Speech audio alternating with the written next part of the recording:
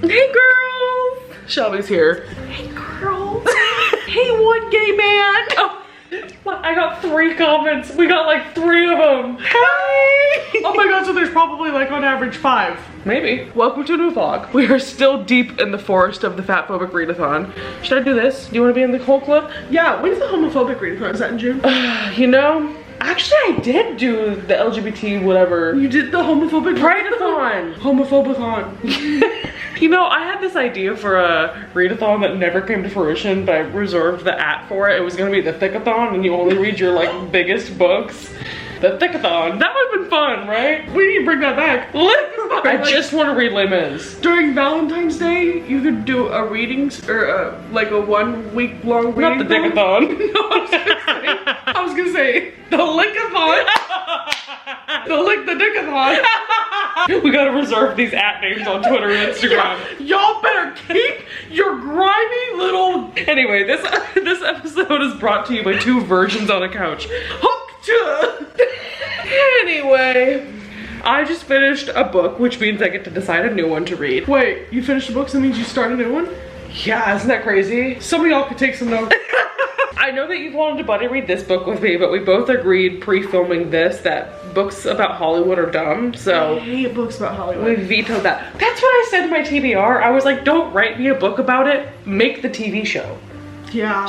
I don't want to read about it. Anyway. And it's always like, I feel like there's like a Venn diagram of fat girls and books about Hollywood, and there's like a circle. The Venn diagram is tropes I hate in books about fat women. I'm like, yeah, can I please get a second chance romance? You ask why I read so much monster porn? It's because it's the only books with the tropes I want, because the rest are like, are the tropes you want sucking and fucking? Yeah. Anyway, the other book that I brought, because I just saw, you didn't even tell me that you got this, I just saw it on your table. Love at First Sight by Olivia Dade. I think we've also kind of agreed that we don't like the writing style of her books. My Jesus Christ, do I hate her writing. The synopsis is so bad. Did you read the synopsis? No, because I don't need to. I know that Lainey Kaufman illustrated the cover, and I know that she's gonna describe the main fat character as round 3 times in the first like 6 pages, and then I'm gonna want to DNF it. And then so I don't know if we'd be on the same timing to start a book together, so I can read substantially quicker than you do because I audiobook. They ask you how you are, you just have to say that you're fine. But in case that we didn't match up in timing. I've read this. Oh, you have? Yeah. I feel like I knew that in the back of my head, but not the front of it. Well, because you bought or you borrowed the sequel from the library. And I was like, I've read the first one. Yes. We need to buddy read the second one. Okay. And I got the second and third one from the other library. So excuse me, we're trying to film a vlog clip. This one I feel like doesn't really have a plot. It's just like a girl who goes to high school and experiences fat phobia from people. Fatphobic readathon. Should I start this one because you don't have time for this right now? Yeah, you can probably finish that before I finish my Abby Jimenez. Okay. And then we can sync our cycles. Cool. So my next read is Fat Chance Charlie Vega. This is by Crystal Maldonado. We are watching Animal Crossing. Yeah, I realized Jazz Club 3 seconds ago we didn't mute this. We're in a coffee shop. Pretend this entire clip was in a coffee shop.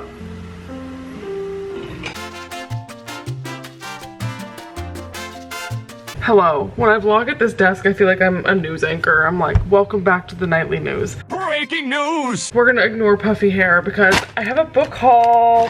I just finished editing a video. It's like 1 a.m. So if I'm talking really fast and delirious, it's because I want to get to bed, but I don't want to have to wait until tomorrow to open these. So I made my first purchase at ThriftBooks for the first time since like college. I had a couple things I wanted to get, and I knew I wanted to get them used and cheap. I have a lot. I have like $40 worth of books, which I feel like is so much more expensive than ThriftBooks used to be. Inflation's hitting everyone hard.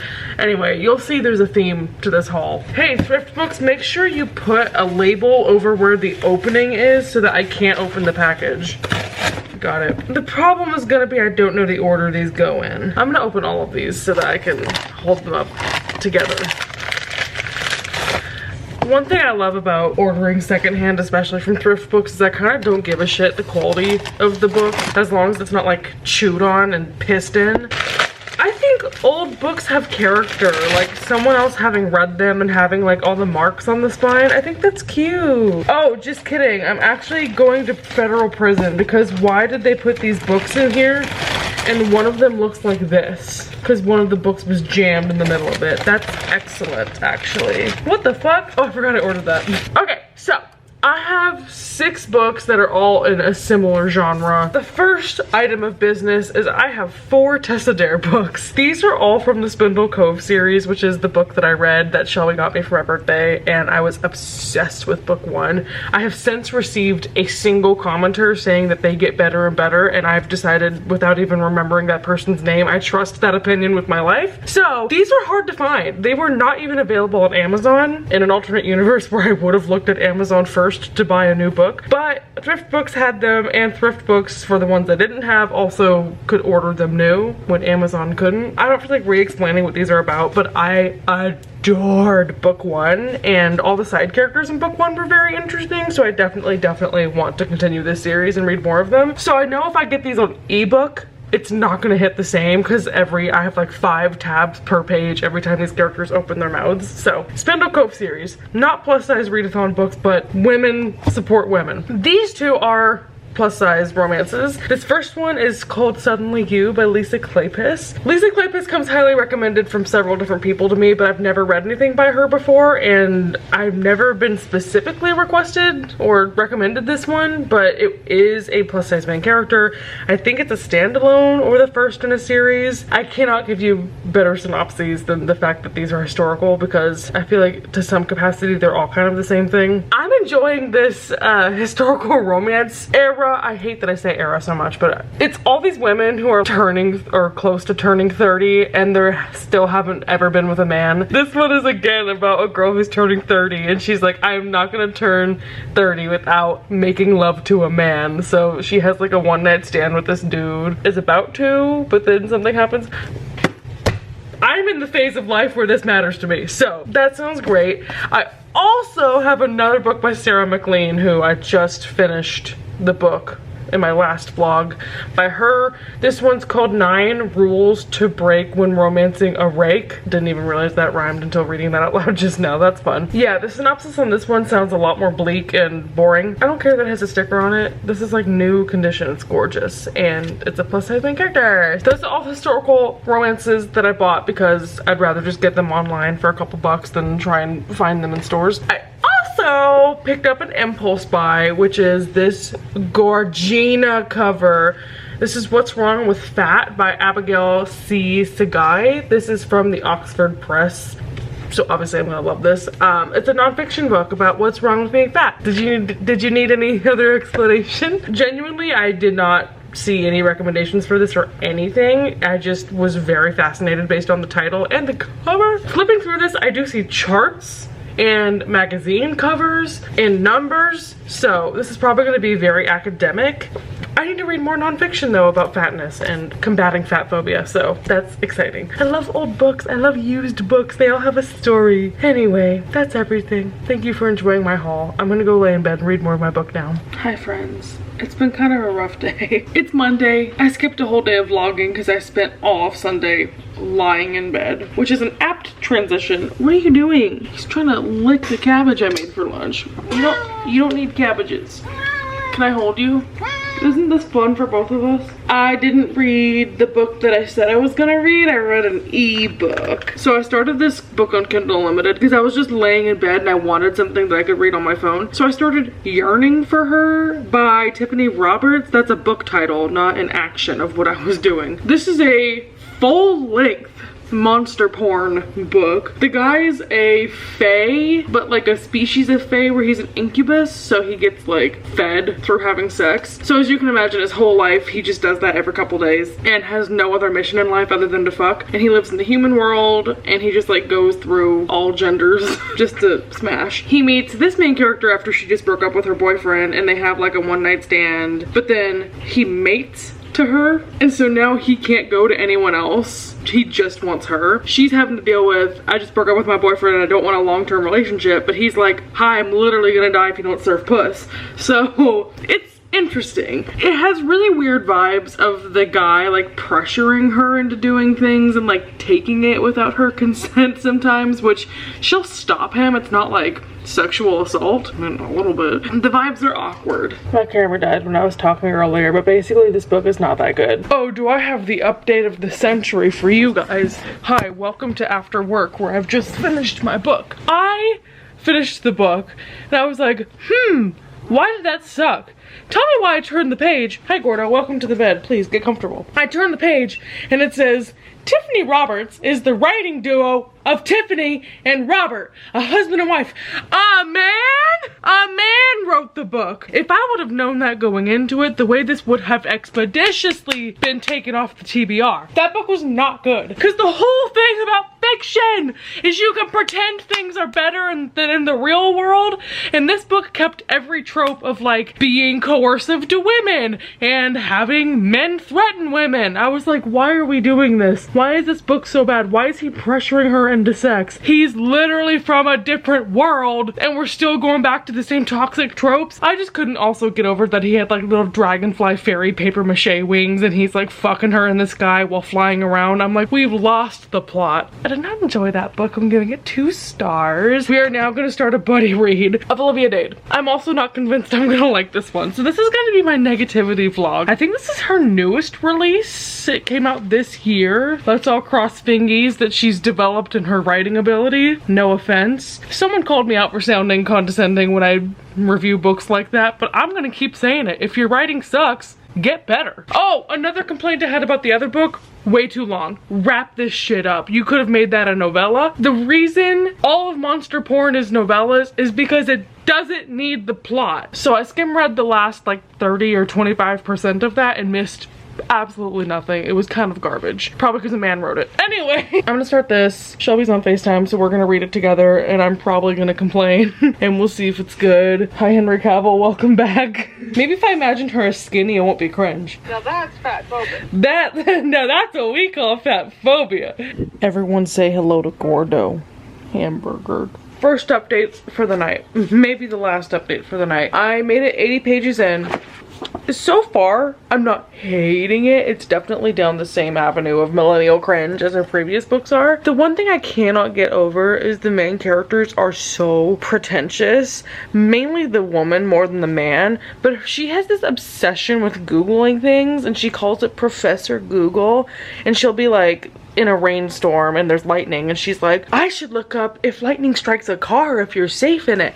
And she'll just start like spouting off random facts about stuff and the dude is like, oh my god, it's so hot, she loves learning. I'm like, she Googled it. Like, anyone can Google it. So she has like an I'm special syndrome about wanting to know things and like being curious about the world, which just feels so forced and contrived. Also, this is the trope of she was with this dude's brother and now she's interested in the brother. I don't know. I'm not really into that.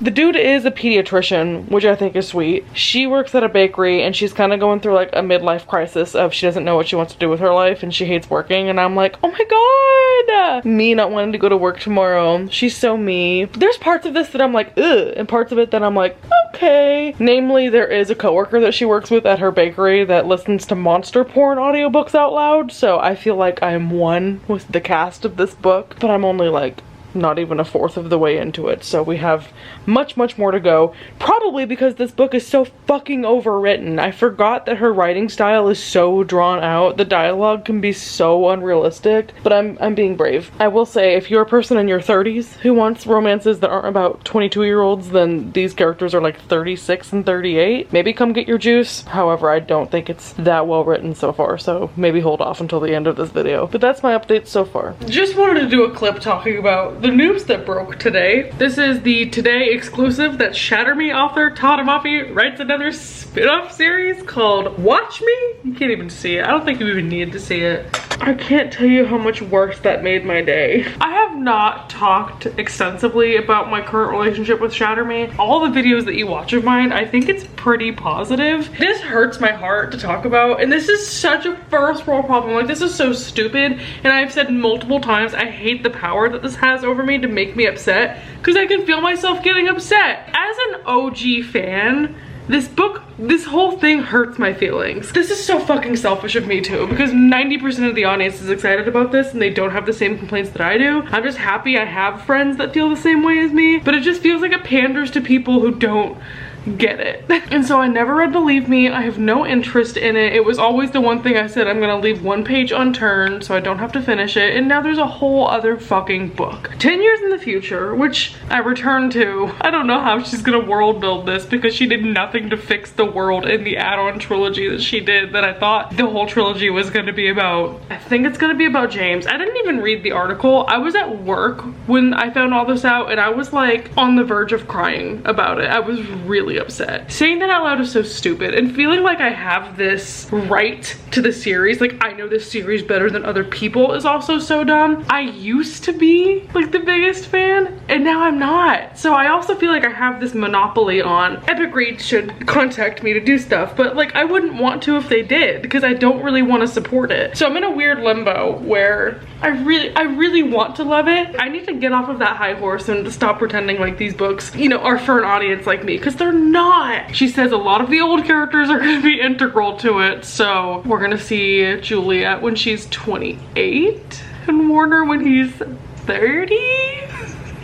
Why am I gonna cry? Because on one hand I hate it so much, on the other hand it's like, oh, I get to grow up with my favorite characters again. I think I'm so terrified of reading it and being disappointed that I kind of refuse to support it, which is how I feel about Believe Me, because I know I'm not gonna like it. Even just talking about it has put me in a bad mood about it again. I just hate the feeling that I can be so obsessed with something and the author, I just with the snap of a finger can turn around and make it shit. She did it to Mornet. Sarah J. Maas did it with Nesta. I feel like nothing's sacred, and the older I get, the more I'm like, leave your characters alone when it's over. I don't care if it's a money-making tactic or what, like leave it alone. So despite all of my negativity, I don't know if I'm gonna read it or not, because I think the biggest thing that would motivate me to read it is I don't want to hear other people talk about it. I just have to stop talking because I could go on and on. So I was just editing this clip. This was really tough news to get on a really difficult week for me. So I'm still like processing, and I don't want this whole vlog to turn into me complaining about Shatter Me news. There's so much more that's coming to my mind now about this. The thing I just wanted to record and talk about real quick though is a point that I wasn't making when I was complaining. Maybe the main reason why it bugs me that the Shatter Me series is continuing and continuing. Because when Ignite Me finished, it was like a closed door. I took the creative liberty as a fan to create this entire universe of what I thought would happen next. Because as a fan, like, you know the whole thing where it's like once a book is done, you give it to the readers and now it's for the readers. Mornet was the movie that played in my head before I went to sleep at night. Like that was all that I thought about. I just loved imagining them in their world and what happens next, and I like had pretty much solidified what I thought would happen. So the Restore Me additional trilogy was kind of like a slap in the face to that, and did not feel real. My problem with Believe Me and the whole like marriage novella is in my head I had built it up as something that was gonna be so incredible. There were so many different ways that could go. I was like, I really can't decide. And the way that it was in the book was so bad. I just don't want any more of the world ruined for me, because all I did was imagine what I think would happen next, and it's nothing like how she actually had it pan out. It feels like it confronted like my creative liberties as a reader, and that is why I go so head to head with it, is I'm like, this is not what I thought would happen. And I know that's, again, very selfish, and like the author is the author of the world for a reason, but I just can't help but poke holes in it, and I do not like it. I hope I don't sound crazy, and I know this vlog is like half an hour long and I'm sitting here talking about fucking Shatter Me, but yeah, I've not been having a good week, so I haven't been reading. My life just feels like a mess right now. This vlog is so long, and I started 2 books and I'm barely even through either of them. I think I need to go to bed, clearly.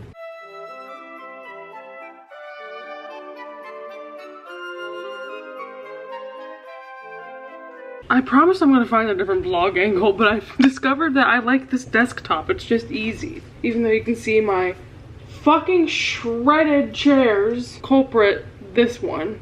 her. Well, this is embarrassing. I was editing this vlog just now and I was like, oh my god, a half-hour long vlog? I got a lot done. Girl, you just complained for 30 minutes about how you don't have a fucking participation trophy for liking a book, a thing that a lot of people do for fun. Also, prior to me turning on the camera, I realized I've had Trader Joe's kimbap sitting in my microwave and I had my stovetop on for like an hour. I don't know if you could tell from the vibes of this vlog.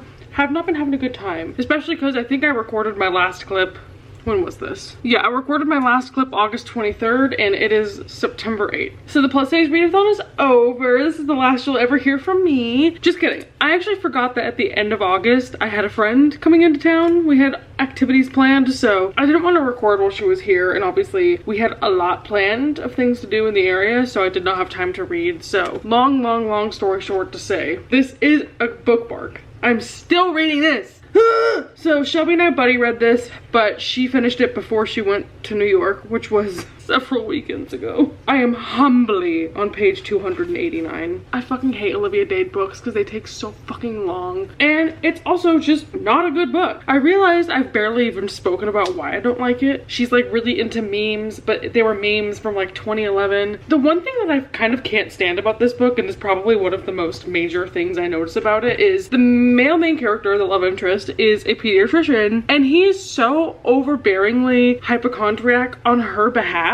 Like if she cuts her finger, he'll be like, we have to disinfect it, and we'll be like babying her and like cleaning it up and then being like, you have to rest your fingy now, baby. And he does that so frequently and is so concerned about her health in a way that I'm gonna be problematic. I'm like, if you are that concerned about her, but you've never mentioned her weight, like, I feel like it's just so weird that he hyperfixates on things like that, but still has nothing to say about how she's plus sized. He also called her a delicious bonbon at one point in this book. I just do not like how they are, again, grown, nearing 40, and they act like teenagers, especially the female main character. She's so cringy. I hate the way she talks. I hate the way that you walk, the way that you talk. I also hated that I related to her at some points. Part of it was she's like 37 and still like crying on the phone to her parents about how she has no idea what she's doing with her life, which I'm like, what do you mean? I feel that way right now. It's not gonna get better. But there was this whole scene where she like self-isolates and doesn't shower, doesn't talk to any of her friends, to the point where the guy has to like sneak in through one of her open windows to check on her, and then she gets diagnosed with depression and gets on antidepressants and then gets better. And I've chosen to